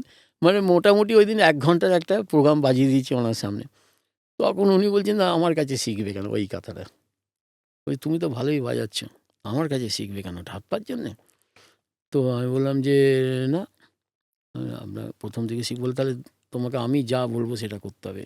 সেটা যদি কুয়োতে ঝাঁপ দিতে বলি, কুয়োতে ঝাঁপ দিতে হবে, কেন কিছু জিজ্ঞাসা করবে না। আমি বললাম, তখন তো সব হ্যাঁ বলছি, যা উনি বলছেন আমরা হ্যাঁ হ্যাঁ। তারপরে কল্পনাদির বাড়িতে, ওই জাহাজ বাড়ি, ওই এলগিন রোডে, ওইখানে আমার গান্ডা বন্ধন হলো। তখন সেই পরিবর্তন ম্যাগাজিন, সব ফটোগ্রাফার, উনি আমাকে মিষ্টি খাওয়াচ্ছেন, আমি একই সঙ্গে আর কি, সেই ফটো একদম ভাইরাল হয়ে গেল। এই রিচুয়ালটা প্রচন্ড গুরুত্বপূর্ণ একটা হ্যাঁ, রিচুয়াল না? এবং উনি আমার এখানে গান্ডা বেঁধে বললেন, আজ থেকে পিতা পুত্রের সম্পর্ক স্থাপিত হলো। তো এই যে ঘটনাগুলো, এই ঘটনাগুলো তো এখন অনেক উঠে গেছে। এখন কি হচ্ছে, শোনাই যায় না। হ্যাঁ, আচ্ছা আপনি সন্তোষ শেখার, হ্যাঁ ঠিক আছে, অনলাইনে আমার ছেলে অনলাইনে শিখবে, যেতে পারবে না, হয়ে গেল ক্লাস। ওই আমার শেখা শুরু হলো। এবং ওই দিনকার আরেকটা ঘটনা আপনাকে বলি, যে উনি সা গা মা ধা সা ৫টা নোট উনি বললেন এইটা তুমি প্র্যাকটিস করো। সা গা মা ধা আর ওপরের সা, ব্যাস এই কটা, করিমা। এবার আমি বাজিয়ে যাচ্ছি, উনি উঠে চলে গেছেন। তো আমার সঙ্গে একটি সেতার প্লেয়ার একজন, উনি হলো, ওনারও সেদিন গান্ডা বন্ধন হয়েছিল। তো ও তো খানিকক্ষণ বাদে ও নিজের মতো করে বাজাতে আরম্ভ করে দিয়েছে। উনি ও রাইস খাঁর বাজনা আরম্ভ করে দিয়েছে, ওস্তাদ রাইস খাঁর বাজনা নানা রকম বাজাচ্ছে। ও দুর্দান্ত সেতার প্লেয়ার। তো উনি ঘুরে এসে বললেন যে ওনাকে বললেন যে তোমার আজকে প্রথম, আজকেই শেষ, আর কোনোদিন শেখাবো না। আমি ওইটাই দেখছিলাম যে কথাকে কীরকম, কতটা আমাকে মানে ওই যে আধা ঘন্টা ধরে আমি একটা 5টা নোট বাজিয়ে গেলাম, থামছি, কিন্তু আবার যখন শুরু করছি ওই সাগা মাথাই বাজাচ্ছি আমি, যে গুরুজি এটা বাজাতে বলেছেন। তার মানে ওই ভুল আপনি করেননি যেটা ওটা উনি করে ফেললেন। আর কোনোদিন ওকে শেখালেন না। ওই এক বলে আজকে শেষ, আজকেই, আজকে প্রথম, আজকে শেষ। তো এই ছিলেন পণ্ডিত রবিশঙ্করজি। আর আমি কি করেছি, যেটাই বলেছেন হ্যাঁ করেছি, হ্যাঁ হ্যাঁ এটা হবে, হ্যাঁ ওখানে যাবে, হ্যাঁ ওখানে যাবো, কোনো কেন কিছু জিজ্ঞেস করেন। আর ওনার যখন ফোন আসতো, কোচে বসে আছি, ফোনটা এলো, আমি দাঁড়িয়ে উঠতাম, তাড়াক স্বাভাবিক। করে দাঁড়িয়ে উঠতাম। মা মা মা বলছে, এই একজন রবিশঙ্কর আছে বেহালে হারমোনিয়াম বাজায়, মা বলছে এই রবিশঙ্কর ফোন করেছে। তো আমি আসছি হেলতে দুলতে, এসে ফোনটা ধরেছি। বলছে আমি গুরুজি বলছি রে। আরে আমি তোমার সঙ্গে সঙ্গে দাঁড়িয়ে উঠছি, কোচের ওপরে দাঁড়িয়ে উঠেছি। তারপরে উনি বললেন যে এরকম জর্জ হ্যারিসনের বাড়িতে আবার হচ্ছে, ওই রেকর্ডিং হবে, তো এবার কিন্তু সন্তুরে কোনো পার্ট নেই। ঠিক এই কথা বলছেন। কি করি বলতো, তুই এলে ভালো লাগে, বেশ হাসি ঠাট্টা মজা হয়, তো এবারে কোনো সন্তুরে কোনো পার্ট নেই। আমি তাহলে গুরুজি সন্তুরটা বাড়িতে রেখে আমি গোপাল ভাঁড় হয়ে যাবো। তখন ও হো করে বলে এই জন্য তোকে আসতে হবে। বলছে তুই বাবা চলে আয়, বাজনা নিয়েই আয়, পার্ট খুঁজে বার করে নেবো। আবার গেলাম জর্জ হ্যারিসনের বাড়িতে, ওখানে অনেকবার 5বার ওখানে গেছি, থেকেছি। হেনলি অন থেমসে সে এক আলাদা এক্সপিরিয়েন্স। আমি পণ্ডিত বিশ্বমোহন ভাট সব বড় বড় আমরা ওখানে বাজিয়েছি, সোলো বাজিয়েছি। আমি বিক্রম, আমি রনু বিক্রম, বিভিন্ন কম্বিনেশন করে জর্জ হ্যারিসনজির বাড়িতে আমরা প্রোগ্রাম করেছি, ওনারই অর্গানাইজ করা। মানে ওনার সাথে থাকাতে আপনার কিন্তু প্রচুর ভালো ভালো মানুষের সাথেও আলাপ হলো। আমি যখন আমি যখন খুবই ছোট, ওনার কাছে লোধি রোডে আছি তখন, 95 লোধি রোডে। তো নজরাতজি আইসিসিআর এর ডাইরেক্টর, উনি এসছেন, গুরুজির জন্মদিন ওনার জন্মদিনে একই। তো উনি এসছেন গুরুজির জন্মদিনে উইশ করবার জন্যে। তো গুরুজি আমার সন্তুরটা ভাটিয়ালি চালিয়ে দিয়েছে, ট্যাং টা ট্যাং ট্যাং ট্যাং ট্যাং টা, সন্তুরে মিঠা একটা সন্তুর। উনি বললেন এটা কী বাজছে? তখন বলছে এটা কে বাজিয়েছে? গুরুজি বলছে দাঁড়ান ডাকছি, বলে আমাকে ডাকলেন। তখন বলছে ভাই এটা তো ভালো লাগছে, খুব ভালো লাগছে। ওইটা চলছে ওখান থেকে সানাই। তখন ওর দয়াশঙ্কর যে বিশ্বমোহনজি ছিলেন না সেদিন, আমিই ছিলাম। তখন বললেন তুমি কালকে অফিসে এসো। তো গুরুজি বুঝে গেছে একে ট্যুর দেবে, কাজ দেবে। আইসিসিআর মনে হচ্ছে ইন্ডিয়ান কাউন্সিল ফর হ্যাঁ, কালচারাল হ্যাঁ, হ্যাঁ। রিলেশন। তখন বললেন না ও যাবে না, রবিন যাবে, রবিন গিয়ে কথা বলে আসবে। রবিন বলে তুমি নিয়ে যাও একে। তো পরের দিন গিয়ে আমরা 18টা প্রোগ্রামে ট্যুর পেলাম আমেরিকা, কানাডায়। মানে শুধু গুরুজি একটাই কাজ করে দিয়েছে, ওই পাইপ লাইনে শুনিয়ে আমার দিয়েছে। মিউজিকটা শুনিয়ে দিয়েছে, কিছু বলেনি একে নাও। না, গুরু তো এমনই হবেন, তাই ওরে না? বাবা, উনি উনি এত ভালো লোক ছিলেন, মানে এত কাছের লোক, এত ভালো লোক। স্যুপটা খেতে খেতে যা একটা বাটি নিয়ে, আমরা আমরা স্যুপটা আমরা খেতাম, পেতাম না। আমরা স্যুপ, ওনাকে রোজ স্যুপ দেওয়া হতো। তো বলে, তুই একটা রুম, এই লাস্ট আমাকে হঠাৎ বললেন, চিনাম্মা বললেন come over Tarun, come over, Guruji wants to talk to you, Guruji wants to meet you. আমি কোথায়? বললো দিল্লিতে চলে আসো। সঞ্চিতা বললো আমিও যাব। পরের দিন টিকিট সব কাটলাম, টিকিট কাটলাম, যা দাম হবে দাম হবে, যা পরে দেখা যাবে, গিয়ে বলে দেখ এত এরকম বয়স হয়ে গেছে, কত 92, তো আবার কবে দেখা হবে না হবে। তো আমি বললাম, গুরুজি তো সেঞ্চুরি করবেন না? বলছে ও বাবা তুই আর আমাকে সেঞ্চুরি করাস না। বলে খেতে বসে ওনাকে মুড়ো দিয়েছে। ও তুই তো মুড়ো খেতে ভালোবাসিস না, মুড়োটা খুবলে আমার পাতে দিলেন। মুড়ো থেকে তো সঞ্চিতা বললো আমি একটু প্রসাদ পাবো না? তখন আবার ওকেও একটু দিলাম। এই হচ্ছে গুরু শিষ্যর পরম্পরার সম্পর্ক। এইটা কিন্তু ভালোবাসা, সম্মান। এইটা কিন্তু আপনার অনলাইনে ক্লাস করলে হবে না, যতই টাকা দেন। অনলাইনে সপ্তাহে ১ দিন বা টেনুদার কোচিংয়ে অঙ্কটা সপ্তাহে ১ দিন শিখে চলে এলেন, এই সম্পর্ক গড়ে উঠবে না টেনুদার সঙ্গে। গুরু শিষ্য পরম্পরা তো হারিয়ে যাচ্ছে। আজকে তো সম্মানের জায়গাটাও থাকছে না। এখন শিষ্যদের গুরু শিষ্য পরম্পরাটা কেন উঠে যাচ্ছে? এখন গুরুদেরও সময় নেই, শিষ্যদেরও সময় নেই। শিষ্যদেরকে কোনো দোষ দেওয়া যায় না। আমরা কি করেছি, আমরা উম কলেজ পাস করে পুরোপুরি এইতে ঝাঁপ দিয়ে দিয়েছি। চাকরি ছেড়ে সবাই লোকে বলছে যে পাগল, চাকরি ছেড়ে দিয়েছে। চাকরি ছেড়ে যা হয় হবে। বাবা সবসময় আমার সাপোর্টে ছিলেন। এটা একটা বড় প্লাস পয়েন্ট। মা কোনোদিন চাননি যে আমি মিউজিকে প্রফেশন করি। কিন্তু এটাও ঠিক কথা, বাবাই এটা বলতেন যে টায়ার টিউব নিয়ে কখনো সাঁতার শেখা যায় না, অনেক টাইম লেগে যাবে। জলে ঝাঁপ দিয়ে। তো আমি কি করেছি, জলে ঝাঁপ দিয়ে রিস্ক নিয়ে বাবা এটাই বলতেন, আমি এখনও ঠিকঠাক সব ঠিক আছে, তুই রিস্ক নে, এখন রিস্ক নে, পরে আর নিতে পারবি না। তো সেই আমি ঝাঁপ দিয়ে দিয়েছিলাম। সত্যি। আপনি তো আপনার গুরুজির সঙ্গে বেনারসেও অনেকদিন ছিলেন বললেন। হ্যাঁ, হেমাঙ্গনায় সুন্দর আশ্রম ছিল আমাদের। একটু এক্সপেরিয়েন্স বলুন কিছু মনে হেমাঙ্গনা, পড়লে।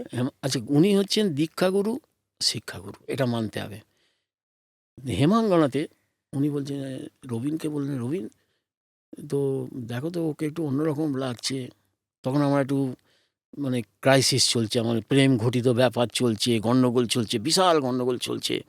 তো মন একদম অন্যরকম। বলছে ও তো এত ভুলভাল বাজাচ্ছে, কোনো জিনিস মনে রাখতে পারছে না। তো আমাকে এসে বললেন, গুরুজি তোমার আমবাগানে ডাকছে। আমরা মরেছি, আরে গুরুজি একা ডাকছে মানে আমরা ভয় পেয়ে যেতাম। তো এরকম অনেকে কাউকে বিশ্বমঞ্জিকে ডেকেছে, বলছে তুম পহলে দেখো যাকে বাংলা মে পুছ কে আও, ক্যা বলেঙ্গে। হ্যাঁ, তো আমরা সব ভয় পেয়ে যেতাম। তো গেছি, তখন গুরুজি আমার থেকে প্রবলেমটা শুনলেন। শুধু শুনলেন না, ওই প্রবলেমটার ইন্টারফেয়ার করলেন, প্রবলেমটার মধ্যে ঢুকলেন, ঢুকে প্রবলেমটা সলভও করেছিলেন উনি। তো এইটা হচ্ছে দীক্ষাগুরু, যে মুখ দেখে বলবে যে কোনো প্রবলেম আছে, কী প্রবলেম আছে, ও যদি এই রোগটা সারিয়ে দিই তাহলে এর গান বাজনাটা আরও ভালো হবে। তারপর উনি অনেক কিছু আমাকে তখন বলেছিলেন, অনেক মানে কথা বলেছিলেন জীবন সম্বন্ধে, জীবন দর্শন সম্বন্ধে। এরকম হয়েছে, উনি হেমাঙ্গনার উপরে ঠাকুর ঘরেও আমাকে শিখিয়েছেন। রাগ ঠাকুর ঘরে বসে। রাগ ললিতটা উনি উপরেই ঠাকুর ঘরেই শিখিয়েছেন বসে। বলে এখানে নিয়ে চলে আয়, আজকে যন্ত্র নিয়ে চলে আয়। ক্লাস তো হতো নিচে। এগুলো একটা আলাদাই অনুভূতি। এই অনুভূতিগুলো হয়তো আপনার সারা জীবন মনে থেকে যাবে। এ তো হবেই, এটা কোনো আমরা দয়াশঙ্করজির ট্রেন মিস হয়ে গেল। গুরুজিকে বলতেই পারছেন না যে উঠবো আমি। আমার আজকে ট্রেন আছে, প্রোগ্রামে যাব, ট্রেন মিস হয়ে গেল। আরেকটা জিনিস শুনতে খুব ইচ্ছে করছে, সেটা হলো আপনাকে তো কাজের সূত্রে প্রচুর সময়ই বিদেশে থাকতে হয়। কিন্তু এটারও একটা প্রথমবার ছিল। সেই প্রথমবারটা সবসময় স্পেশাল হয়। এটার প্রথমবারটা 1982 তে প্রথম গেছিলাম আমি। আগে তো একবার বাংলাদেশ গেছিলাম। ওটা পরে ভালোভাবে বিদেশ যাওয়া, লন্ডনে গেছিলাম। তো সেবারে লন্ডনে গিয়ে হঠাৎ ল্যান্ড করবার আগে অ্যানাউন্স করলো যে ফ্লাইটটা হিথ্রোতে না নেবে, গ্যাটউইকে নামবে। তো গ্যাটউইকে নামলাম। গ্যাটউইক থেকে আমাদের আবার হিথ্রোতে গেলাম। নিয়ে গেছিলো ওরা গাড়ি করে। তো এইটাই আর কি প্রথম। সব কিছুই নতুন নতুন লাগছে। ট্রেন ধরতে গেছি লন্ডনে, মেট্রো ধরতে গেছি, উঠতে যাচ্ছি দেখছি ফার্স্ট ক্লাস, আবার উঠতে যাচ্ছি দেখছি ফার্স্ট ক্লাস, ওই কাপড়ের গদি চেয়ে আমি সোফার মতন। ভয়ে উঠতে পারছি না, তো চার্জ করে দেবে। তো একজন টিটি বললেন, তোমরা যাবে কোথায়? আমি বললাম অমুক জায়গায় যাবো। তো বলে উঠছো না কেন? সব ট্রেনই তো ওইখানে যাবে। আমি বললাম এটা তো ফার্স্ট ক্লাস, সেকেন্ড ক্লাস। বলছেন না না, এইটাই ক্লাস এখানে, এইটাই এইটাই তোমাদের ক্লাস, তোমরা ওঠো। তো এরকম অনেক ঘটনা হয়েছে। ঈশ্বরলালজি, পণ্ডিত ঈশ্বরলাল মিশ্র বেনারসে, উনি আমাদের সঙ্গে ট্যুর করছিলেন। উনি ওই বার্গলারি অ্যালার্মটা দেখে খোঁচাতে আরম্ভ করেছেন, বলছে এটা রেডিও। আমি জানি রেডিও। উনি তো আমাদের থেকে বড় ছিলেন, সবেতেই উনি বলতেন হ্যাঁ এটা করো, ওটা করো। তারপর যা বলছি সেইটারই উল্টো বলছেন উনি।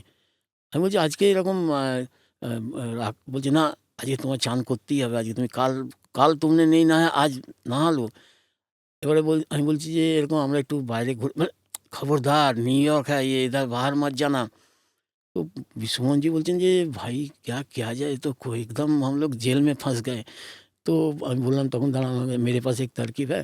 আমি বললাম देखिए आज थोड़ा सा शरीर ठीक नहीं लग रहा है, आज बाजार नहीं, बोले आप पहले बाजार करके लाओ जाओ। মানে উল্টোটা বলবেনই উনি। এবারে আমি উল্টো বলতে আরম্ভ করেছি আজকে চান করবো না, উনি বলছেন আজকে চান করো, তোমার আজকে তোমার চান করতে হবে, এরকম আরম্ভ হয়ে গেল।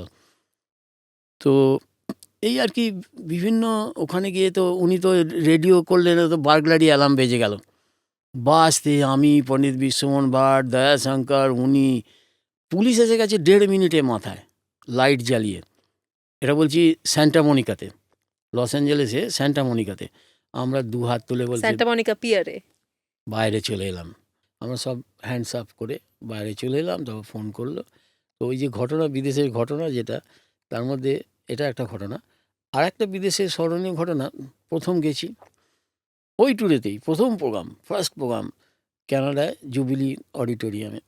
তো গুরুজি বলেছেন যে তোরা আধা ঘন্টা পিস বাজাবি, 2 ঘন্টার প্রোগ্রাম। আমাদের ইন্ডিয়াতে কি একটানা তখন বাজছে 2 ঘন্টা, আমি তো কুমার দার সঙ্গে 2 ঘন্টা বাজাতে হবে, একই রাগ, কার কত ডেপথ, কার কত ফান্ডা, এইসব দেখছি।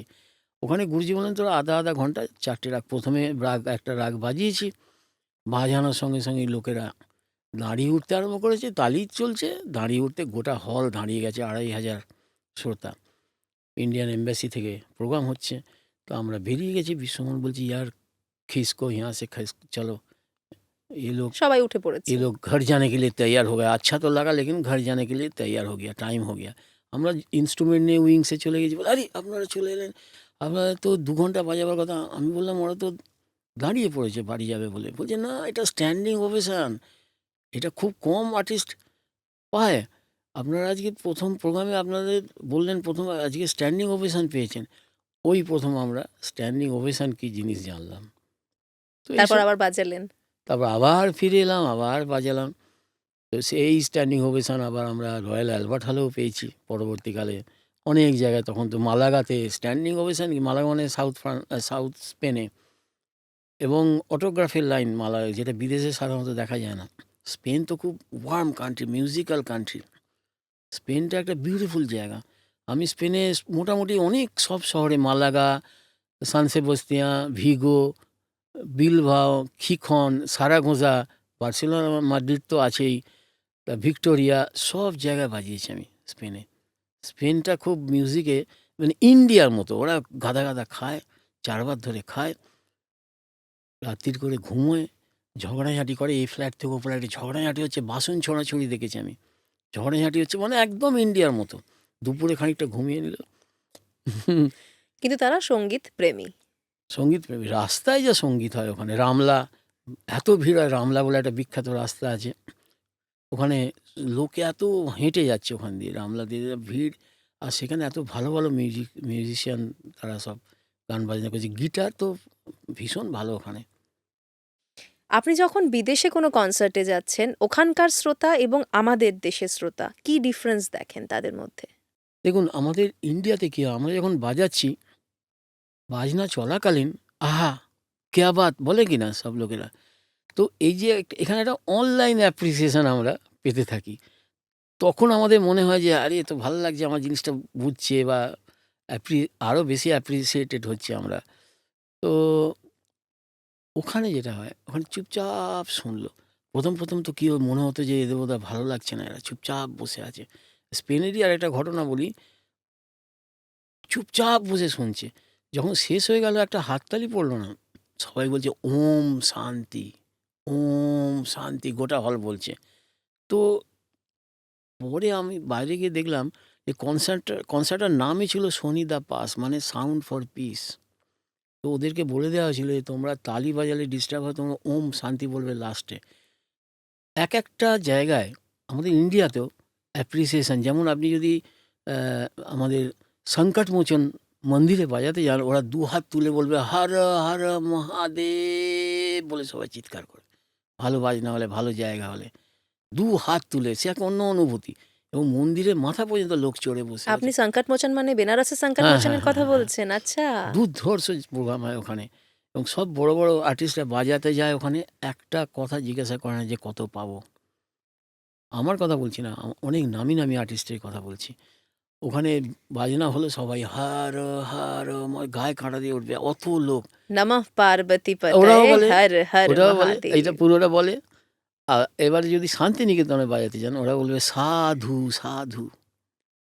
তো সেই রকম বিদেশে কি করে, শেষ হয়ে গেলে হাততালি দেয়। কিন্তু এখানে একটা কিন্তু আছে, যেসব দেশে প্রচুর ইন্ডিয়ান মিউজিশিয়ান অলরেডি গেছে, যেমন লন্ডন, আমেরিকা, এই দেশগুলোতে কিন্তু ইন্ডিয়ার মতো অ্যাপ্রিসিয়েশন আমরা পাই। কারণ অনেক ইন্ডিয়ানও আসে, আর যারা ইন্ডিয়ান সাদা চামড়া হলেও তারা ইন্ডিয়ানদের সঙ্গে মিশে মিশে এত প্রোগ্রাম ওখানে শুনেছেন। আর এর মধ্যে সবচেয়ে ভালো প্রোগ্রাম শুননেওয়ালা হচ্ছে উডস্টকে, খুব ভালো লাগে আমার। উডস্টক বলে একটা জায়গা আছে আপস্টেট নিউ ইয়র্কে। তো যেখানে ওই গুরুজি বাজিয়েছিলেন, বিখ্যাত অনুষ্ঠান হয়েছিল ওখানে। তো এরকম বিভিন্ন জায়গায় বিভিন্ন অ্যাপ্রিসিয়েশন থাকে, কিন্তু মানুষের মন, মানে শ্রোতাদের মন সব একই। আমরা নিউ ইয়র্কে বাজাচ্ছি, আমাদের এই সেম গ্রুপ, আমরা দেখেছি সামনে একটা মহিলা কাঁদছে বসে বসে, এবং সে প্রোগ্রামটা শেষ করতে পারলো না, উঠে দৌড় মেরে পালিয়ে গেল, ইমোশনাল হয়ে নিতে গেছেন। পারলো না। তো এই রকম আমরা দেখেছি যে এই যে আমরা বলি না, এই এত গোটা পৃথিবীতে ঝগড়াঝাঁটি, মারামারি, যুদ্ধ চলছে, কিন্তু অনেক কিছু জিনিস আমাদের তো এক হাসি, কান্না, মানুষের ইমোশান, সেই রকম মিউজিকটাও কিন্তু এর কোনো ল্যাঙ্গুয়েজ ব্যারিয়ার নেই। এই মিউজিকের ভাষা কিন্তু প্রত্যেককেই ছুঁচ্ছে। এই মিউজিক দিয়ে কিন্তু আমরা পুরো ওয়ার্ল্ডটাকে একত্রিত করতে পারি। আমাদের সেই তাকত ভারতীয় মার্গসঙ্গীতের আছে। আপনারা তো করছেনও, হ্যাঁ, সব জায়গায় এটা যাচ্ছেন, মানুষ করছি। অ্যাপ্রিসিয়েট করছে, হ্যাঁ, ভালোবাসছে। এটা সঙ্গীত তো ভালোবাসা ছড়ায়। হুম। কিন্তু দাদা, একটা বিষয় আমি জানতে চাইবো আপনার কাছে সন্তুর নিয়ে। আমরা অন্যান্য বাদ্যযন্ত্র যত বেশি ফেমাস হয়েছে দেখেছি, সন্তুর অতটা হয়নি। খুব হাতে গোনা মানুষ সন্তুর বাজান, এটার কি কারণ? সন্তুর নিয়ে খুব একটা বেশি প্রচার প্রসার, এক্সপেরিমেন্ট এগুলো হয়নি, খুব একটা বেশি হয়নি। বরাবরই সন্তুরের আর্টিস্ট কম ছিল। এর অন্যতম একটা কারণ আমার যেটা মনে হয়েছে, সেটা হচ্ছে সন্তুর টিউন করা একটা বিরাট প্রবলেম। এই ১০০টা তার কন্ট্রোল করা, সুন্দরভাবে টিউন করে বাজানো। অনেকেই শিখতে আসেন, কিন্তু কিছুদিন বাদে বিরক্ত হয়ে ছেড়ে দেন। এটা একটা কারণ হতে পারে। সন্তুর মেকার খুব একটা নেই, খুব কম। আপনি একটা তবলা পাড়ার দোকানে গিয়ে কিনতে পাবেন, সন্তুর কিনতে পাবেন না। তারপরে একটা দামেরও ব্যাপার আছে একটা, কিন্তু দামের তো না, সেতারেরও এখন অনেক দাম। কিন্তু মেন ব্যাপারটা হচ্ছে কারিগর, তারপরে হচ্ছে টিউনিং, এতগুলো তারপরে ৩ নম্বর বড় কারণের মধ্যে শিক্ষক খুব কম। আমি যেখানে বাজাতে যাই, কোথাও বাজাতে গেলাম, যে আমরা শিখতে চাই, আমরা শিখতে চাই, কিন্তু ওরা শিখবে কোথায়? হ্যাঁ, অনলাইনে শিখতে গেলেও একবার তাকে কাছে আসতে হবে, ইনস্ট্রুমেন্ট পেতে হবে। এই কারণে সন্তুরটা কিন্তু এখনও একটু পিছিয়ে আছে। তবে আমরা এটাকে, আমার যত ছাত্র আছে আমি প্রত্যেককে বলেছি তোরা শেখা। সবাই বলে এখন শেখাস না, শেখাস না। আমি বললাম, না না, তোরা শেখা, সারেগামায় শেখা। জিনিসটা প্রচার প্রসার হোক। আমি চাই যে এটা যেমন তবলা, সেতার, সেই রকম। আমি স্পেনে নেমেছি, বার্সেলোনাতে, বলছে এতে কি আছে? আমি বললাম ট্রেস মালেতা, মানে ৩টে মাল আছে। আমি বললাম, তো বলছে এটাকে তুলতে গিয়ে বলে এটা কি? তো আমি বললাম যে এটা সন্তুর, হ্যামার, ডলসিমার। বলছে ও সিতার, সিতার, রবিশঙ্কর, রবিশঙ্কর। ট্যাক্সি ড্রাইভার বলছে, বুঝে দেখো কী অবস্থা। তো সেই জায়গাতে আমি সন্তুরটাকে নিয়ে যেতে বলি, চেষ্টা করি যে, করছি যে বলবো ও সন্তুর, সন্তুর, এরম যাতে বলে। হ্যাঁ, এবং আপনার ওই কনসেপ্টটা যে শততন্ত্রী বীণা, হুম, এই ব্যাপারটা মানুষের মনের এটাকে শর্ট মধ্যে নিয়ে ফর্ম আসা। করেছি আমি, শততন্ত্রী বীণা। অনেক সময় উচ্চারণে বিদেশিদের তফাৎ শক্ত, শত বীণা, শত বীণা বললেও ওই দিকেই মনটা চলে যাবে। হ্যাঁ, এবং যখন আমাদের মানে পুরাণে রয়েছে, বেদে রয়েছে, আমাদের আবারও ফিরিয়ে আনা উচিত। ১০০ বার। মানে এটার জন্য আপনি কি নতুন কিছু ভাবছেন যে এটার কি জন্যে করা যেতে পারে? আগে তো যন্ত্রটাকে চেঞ্জ করতে হয়েছে, যন্ত্রটাকে একটু বীণার রূপ দিতে হয়েছে। এখন রিসেন্ট এমন একটা যন্ত্র বানিয়েছি, যেটা আরও ভারী সাউন্ড, একদম বীণার গম্ভীর সাউন্ড। আর স্ট্রোক করলে মনে হবে যেন সরোদের মতো সাউন্ড এটা। আর এইসব বিভিন্ন বীণার যে জিনিসগুলো লম্বা লম্বা মিল হয়তো ওখানে গম্ভীরতা, এগুলো চেষ্টা করছি বানাবার। পৃথিবীতে আর কোন কোন দেশে গিয়ে আপনি সন্তুর দেখেছেন যে সব দেশে, বাজানো হয়? সব দেশে। যেমন আপনাকে এখানে যেমন দেখতে একজন জাপানিজ মেয়েকে একটু মুখটা একটু অন্যরকম, কিন্তু তিনিও হিউম্যান বিং, আপনিও তাই। এবারে এই সন্তুরটা আমেরিকায়, এর নাম হচ্ছে হ্যামার ডলসিমার, একটু দেখতে আলাদা। চায়নাতে ইয়াংচিন, খুব সুন্দর দেখতে ইয়াংচিন, আর সব সুন্দর সুন্দর মেয়েরা বাজায়। আমি হ্যাঁ, মানে রাজবাড়িতেও বাজানো হতো আগে ওদের। হ্যাঁ, ওখানে আমি আর বিজয়ঘাটে গেছিলাম, আমরা প্রায় 10-15 জন মেয়ে সঙ্গে আমরা বাজিয়েছিলাম সন্তুর সিম্ফনি। তাও অতগুলো সন্তুর একসঙ্গে বাজলে তো ভালো শোনাবে আহা, কি দারুণ ওই লাগবে। রকম হলে। তো এবার আপনি ইউরোপে যান, এই ইনস্ট্রুমেন্টটাকে বলে হাক ব্রেড, ওরা আবার গলায় ঝুলিয়ে বাজায় অনেক সময়, সুন্দর শুনতে। তো কিছু কিছু মিউজিক আলাদা, সবই মিউজিক আলাদা, যে যার ফোক বাজায়। তারপরে কেমলিন বলে একটা ইনস্ট্রুমেন্ট আছে।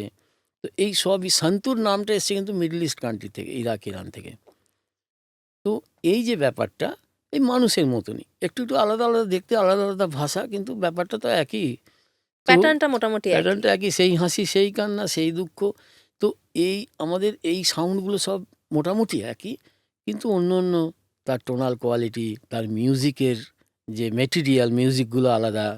চায়নাতে চাইনিজ, প্রথম যখন চায়না থেকে আমি ডাক পেলাম, তো আমি ভাবলাম যে কী করা যায়, চাইনিজ তো কিছু জানি না। তো আমি ওনাকে বললাম যে তোমার বাজনা পাঠাও, ইনস্ট্রুমেন্ট মানে রেকর্ডিং পাঠাও। রেকর্ডিং শুনে দেখছি, বলে বাবা এ তো অন্য জিনিস বাজ। তখন আমি শুনতে শুনতে দেখলাম কত মিউজিক আছে চাইনিজ, সব শুনছি, দেখছি একটা মিউজিক খুব বিখ্যাত ওখানে, সেটা আমাদের ভূপালি রাগের ওপরে মিলে গেছে। তখন আমি আমার ভূপালি যে কম্পোজিশন, সেটা ওকে পাঠালাম, ওর গানটা ভূপালির উপর আমাকে পাঠালো, মানে কম্পোজিশনটা। তো আমি আমারটা বাজাচ্ছি, ওরটা বাজাচ্ছি, তারপর দুজনে একসঙ্গে আমরা বাজালাম। তারপর থেকে অনেক প্রোগ্রাম হয়েছে ওনার সঙ্গে। তার মানে আপনি কোথায় যাচ্ছেন, কোন পরিস্থিতিতে আপনার কনসার্ট, তার উপর ডিপেন্ড করে রাগ চুজ করেন। এটা যখন সাউথ ওয়েস্ট আফ্রিকান হার্প, কোরা কোরা বলে একটা ইনস্ট্রুমেন্ট আছে, দুর্দান্ত, ওই রকম সন্তুরের মতো হার্পের মতো দাঁড় করিয়ে, দেখতে ভালো। তো কোরা জেপি ফ্রিম্যানের সঙ্গে, লন্ডনে জেপি ফ্রিম্যানের সঙ্গে যখন হবে, আমি অক্সফোর্ড সার্কাস ওখানে গিয়ে খুঁজতে আরম্ভ করলাম জেপি ফ্রিম্যানের কী রেকর্ডিং আছে, খুঁজে বার করে ওর প্রোগ্রাম শুনতে পারবো। আমি ওই ফিউশন, মানে making music on the floor, এই সিস্টেমটা আমি বিশ্বাসী নই। আমার গুরুজিও অনেক ফিউশন করে গেছেন ওই যুগে। গ্রুপ যে তানামানা, নিউ অফারিং ফ্রম রবিশঙ্কর, এগুলো সব যে অ্যালবাম, তারপরে রাশিয়াতে যে ইনসাইড দ্য ক্রেমলিন, এসব যে অ্যালবাম, এতে তো ফিউশনই, এক রকমের ফিউশনই। কিন্তু উনি 1 মাস রিহার্সাল করলেন একটা। আমরা বলছি 1 মাস কী করতে, 1 মাস আগে কেন যাচ্ছি, 1 মাস 10 দিন আগে কেন যাব? হ্যাঁ, যাচ্ছি, ভালো লাগছে, তখন রাশিয়া যাচ্ছি, একই জিনিস রিহার্সাল হচ্ছে রোজ, পারফেকশন। বুঝতে পেরেছি, একটা ভালো বাজানো, একটা পারফেক্ট বাজানোর মধ্যে তফাৎ আছে না? তো আমি চাইছি ফিউশনটা, making music on the floor যেন না হয়। যে কোনো জিনিসের সেতারের সঙ্গে, রবিশঙ্করের সঙ্গে পেলের ফিউশন হচ্ছে না, সেটা আমি চাইছি না।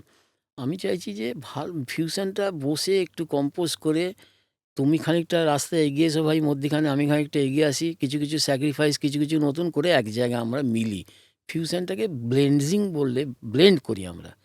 এইটা হলে ভালো হয় আমার মতে। মানে সেটা একদম পারফেক্ট একটা পারফেক্ট মিক্সচার হবে, হয়। সুন্দর হবে। আর দুটো জিনিস, দুটোই ভালো জিনিস মিললে নিশ্চয়ই একটা ভালো জিনিস হবে। আপনি যখন মানে খুব গুরুগম্ভীর কোনো কনসার্টে বাজান, হুম। বা যখন ধরুন ছোটদের জন্য বাজাচ্ছেন, কিভাবে ডিফারেনশিয়েট করেন, কি গুরু কি থাকে তার মধ্যে? ছোটদের জন্য যদি বাজাই, তাহলে আমি হয়তো সেদিনকে হংসধ্বনি বাজাবো, আর সেদিনকে হয়তো 3 তাল বিলম্বিত বাজাবো না, কোনো ছোট তাল বাজাবো। তারপরে একটা ছোট মজার ধুন বাজাবো, ধুনটা হয়তো শুদ্ধ পর্দার ওপরে হবে। সেখানে হয়তো সেই ধুনটা বাজাতে বাজাতে আমি হয়তো জিঙ্গল বেল বাজিয়ে দিতে পারি, হ্যাপি বার্থডে টু ইউ ঢুকিয়ে দিতে পারি সেইখানে। সওয়াল জবাব হচ্ছে তবলার সঙ্গে, হ্যাপি বার্থডে টাং টাং, দুটো লাইন বাজালাম, তবলা প্লেয়ার বাঁয়াতে ড্যাং ড্যাং ড্যাং, জাকির হোসেন, প্রচুর জাকির হোসেন যে বাজিয়ে গেছে বাঁয়াতে হ্যাপি বার্থডে টু ইউ, ওইটা যেই ও জবাবটা দিল, অমনি চিৎকার চেঁচামেচি আরম্ভ হয়ে গেল, সিটি পড়ে গেল। তো সেরকম আমি বাচ্চাদের স্কুলে খুব বাজাই। ছোটদের স্কুলে, প্রচুর স্কুলে এখনো পর্যন্ত পুরো ভারতবর্ষ এবং বিদেশেও বাজিয়েছি স্পিক ম্যাকের থ্রু দিয়ে। এটা আমি কেন বাজাই, সময় থাকলে আমি নিয়ে নিই। কি আমাদের এই যে ভারতীয় মার্গ সঙ্গীতের যে প্রদীপ, এতে ঘিটা কে দেবে? আমাদের যদি নেক্সট জেনারেশনটাকে না তৈরি করতে পারি, তো আমাদের এই জিনিসটাই তো লুপ্ত হয়ে যাবে। তো ওই জন্যে আমি নেক্সট জেনারেশানে আমাদের মিউজিকটাকে ঢোকাবার চেষ্টা করছি। যেখানেই বাজাই প্রচণ্ড তারা ইন্টারেস্টেড হয়ে যায়, নানান কোয়েশ্চেন করে তারা। চেষ্টা করি আমরা উত্তর দেবার, চেষ্টা করি অনেককে ওই এলাকায় কে আমার ছাত্র আছে দেখিয়ে কানেক্ট করাচ্ছে যারা শিখতে চায়। এরকম আমি চেষ্টা করি যাতে এই ভারতীয় মার্গ সঙ্গীতটা যাতে ইয়াং জেনারেশনের মধ্যে যায়, সেটার জন্য আমি অনেক চেষ্টা করি। হ্যাঁ, কেননা আপনি তো বলেন যে এটা একটা ভীষণ ভালো অ্যাডিকশন। এটাকে আমি পজিটিভ ড্রাগস বলি। আমার যারা ছাত্রছাত্রী আছে, বাচ্চা, তারা স্কুল থেকে এসে শান্তর নিয়ে বসে যায়, মাঠে খেলতে যাচ্ছে না। আমি বলি তোরা খেলাধুলো কর, অবশ্য মাঠও এখন নেই, যাক পার্ক ফার্ক যা আছে। তো ওরা বলছে না এটাই আমাদের ভাল লাগছে। তো এটাকেও যদি 10 বছর করে, 10 বছর বাড়িয়ে বললাম 5-7 বছর করলেই এটাকে আর ছাড়া যাবে না। এবার আপনি যদি আমাকে বলেন যে তোমাকে এত কোটি টাকা দেবো, সন্তুরটা আমাকে দিয়ে দাও, কাল থেকে আর বাজাতে পারবে না, সেটা তো সম্ভব নয়। এইরকম ব্যাপার এটা। তার মানে আমি আপনাকে এটা বলতে শুনেছি যে যদি কেউ এই মিউজিকের মধ্যে ডুবে যায়, এই অ্যাডিকশনে ডুবে যায়, তাহলে অন্য কোনো খারাপ ভাবনা তার মনে আসে না। সময় পাবে না, মেন তো প্রবলেম সময়। এই যে আমরা কি করছি, সময় পেলেই সঙ্গে সঙ্গে বাজনা নিয়ে বসছি। তো বাচ্চাগুলোও তাই, সময় পেলেই পরীক্ষার মধ্যেও সে, আমি বারণ করছি তাও সে প্র্যাকটিস করছে। সময় পেলেই বাজনা নিয়ে বসছি। লেখাপড়ার জন্য যেমন বকতে হয়, মারতে হতো, বকতে হতো ছোটোবেলায় আমাদেরকে, এই শান্তুর মানে আমার ছাত্রদের কথা বলছি, তাদের বকতে মারতে হচ্ছে না। প্রথম হয়তো বাবা মারা জোর করে শিখিয়েছে, আমারই তো ওই অবস্থা হয়েছে। আমি তো টেবিলের তলায় লুকিয়ে পড়তাম। আমাদের টেবিল ক্লথটা অনেক লম্বা ছিল। তবলার টিচার এসছে, সারা বাড়ি খুঁজে বেড়াচ্ছে, আমি কিন্তু টেবিলের তলায় আছি। তারপর পরে বেরোতাম। এরকম অনেক আমার দুষ্টুমি বুদ্ধি আছে ছোটোবেলায়, যাতে বাজনা যাতে না বাজাতে হয়। তাহলে এলেন কি করে এইদিকে? ওই তো বলছি, ড্রাগস। প্রথম দিন সিগারেট খেলে আপনাকে কাশতে হবে, কিন্তু এখন এমন একটা দিন আসবে যখন সিগারেট না খেলে আর টয়লেট হচ্ছে না। বুঝুন কোথা থেকে কোথায় আপনি গেছেন। তো আমার ক্ষেত্রেও ওইটাই হয়েছে। এখন বাজনাটা না বাজালে শরীরটা ম্যাজম্যাজ করে। ওই জন্যে আমার সঞ্চিতা যখন না থাকে, আমার খাটে আমার পাশে ইনস্ট্রুমেন্টটা রাখা থাকে। আমি যখনই ঘুমোতে বা যতক্ষণ না ঘুম আসে, ঘুম থেকে উঠে একটু রেয়াজ করে নিলাম, পরে ব্রাশ করলাম। ব্যাপারটা বুঝছেন, যত পারা যায় ওখানে সময় দেয়া। রেওয়াজটা আমি প্রচন্ড বিক্রম আমরা গুরুত্বপূর্ণ না? ট্রেনেতেও রেয়াজ করেছি জানেন, ফার্স্ট ক্লাস কুপেতে। এসি না, তখনকার দিনে এসি না। ইচ্ছে করে একটা কি ট্রেনটা আগ্রা হয়ে তারপর দিল্লি যায়, তুফান এক্সপ্রেস, নামেই তুফান, সে যাবে যা না, মানে গজরাজ। সেই তুফান এক্সপ্রেসে আমরা বাজনা আরম্ভ করে দিলাম। সিটগুলো চওড়া ছিল ফার্স্ট ক্লাসের, দরজাটা টেনে দিয়ে, শাটার দরজা টেনে দিয়ে, এবার জানলায়, ট্রেন থেমেছে, জানলায় লোকেরা দেখছে, বাজনা হচ্ছে, আমি পয়সা দাও বিনা পয়সায় শুনছো। আমি তো বিনা পয়সায় বাড়িতে রেয়াজ করতে চাই না কারোর সামনে, যে শুনে ফেলবে বিনা পয়সায়। একদিন একটা বাজাচ্ছি এরকম চোকিং, একটা খুব ভালো শুনতে লাগে, ওটা দেখছি কিরম লাগে, এই রাগেতে কেমন লাগে। ঘর মুছতে থেমে গেছে কাজের লোক, আমার দেখছি। আমি বললাম, আরে তুমি তো শুনে নিচ্ছ, এর সামনে আর বাজানো যাবে না। আপনি মজার মানুষ কিন্তু। মানে ভীষণ হাসি মজার মধ্যে থাকতে ভালোবাসেন না? যা সঞ্চিতাদি নিজে একজন শিল্পী, ওড়িশি ডান্সার। উনিও ব্যস্ত থাকেন নিজের কাজ নিয়ে। মানে এই জায়গাটা তৈরি হয় কিভাবে? এই যে হাসি মজা, একটা সুন্দর ফ্যামিলি, এই জায়গাটার সময়টা পান কি দুজনে? সময় পাওয়া যায় না, সময় সেরকম পাওয়া যায় না। এখন ও চায়নাতে আসছে এই কারণে যে আসবে, তারপর আমাকে আবার একা যেতে হবে অতখানি।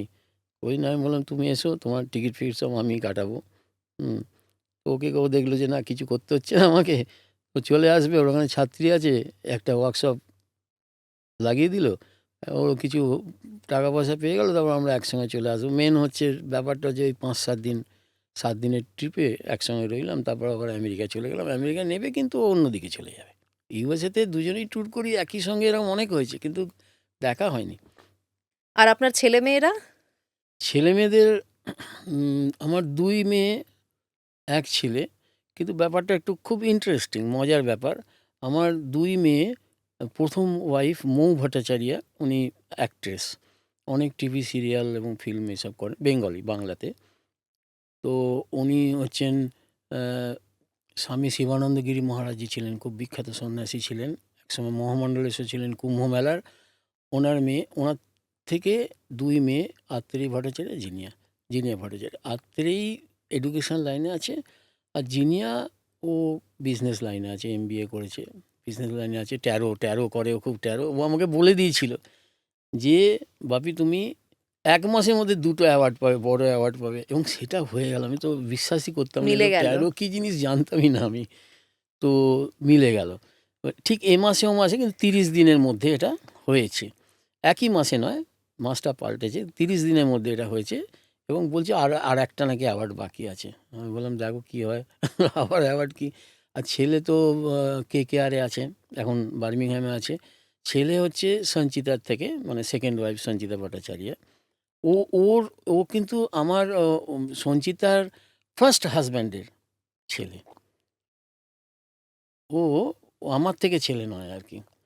তো কিন্তু আমরা সবাই, আমাদের মধ্যে সবার সঙ্গে খুব ভালো ভাব আছে। সঞ্চিতাকে যদি জিজ্ঞেস করেন, ও বলবে আমার ২ মেয়ে ১ ছেলে। আর আমার সুন্দর পরিবার। আর বড় মেয়ের বাচ্চা, ২টো বাচ্চার মধ্যে একটা বাচ্চা খুবই ছোট।